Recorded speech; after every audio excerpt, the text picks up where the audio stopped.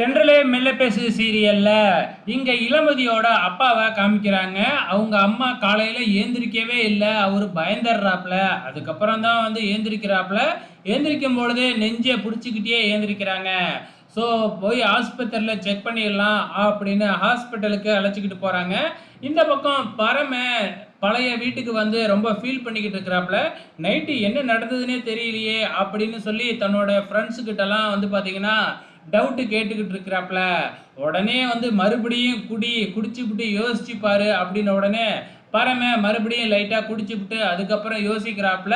So Ilamathi அழைச்சிக்கிட்டு போனது, தன்னோட மடியில படுக்க போட்டது, இது எல்லாமே வந்து பார்த்தீங்கன்னா பரமனுக்கு அப்பதான் ஞாபகத்துக்கு வருது. ஆனாலும் வந்து நமக்குள்ள எதுவுமே நடக்கல அப்படிங்கிற மாதிரி கரெக்டா உண்மையா அவர் புரிஞ்சுக்கிறாப்ல.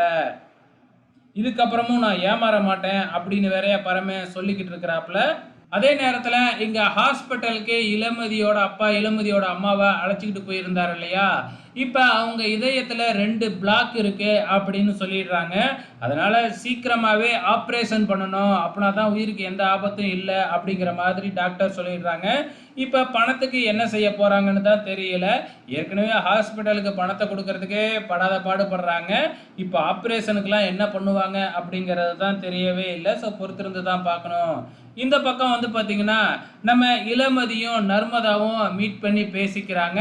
ஸோ அப்ப வந்து பார்த்தீங்கன்னா, பரமன்கிட்ட ஒரு விஷயத்த சொல்லியிருக்கேன். அதனால வந்து பரமன் வந்து பார்த்தீங்கன்னா, குழம்பி போய்க்கிட்டு இருக்காப்ல அப்படின்னு இளமதி நடந்த விஷயத்தெல்லாம் நர்மதா கிட்ட சொல்லி சிரிச்சுக்கிட்டு இருக்கிறாங்க.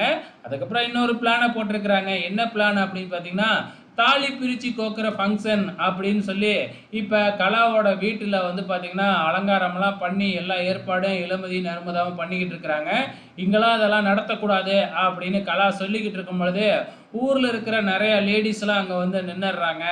ஸோ அவங்க மத்தியில எதுவுமே பண்ணக்கூடாதுன்னு கலாவால சொல்ல முடியாது இல்லையா? ஸோ அதுக்காகவே இளமதி பக்காவா பிளான் பண்ணியிருக்கிறாங்க. அப்கமிங்ல என்ன நடக்க போகுது அப்படிங்கிறதையும் பொறுத்திருந்து பார்க்கலாம்.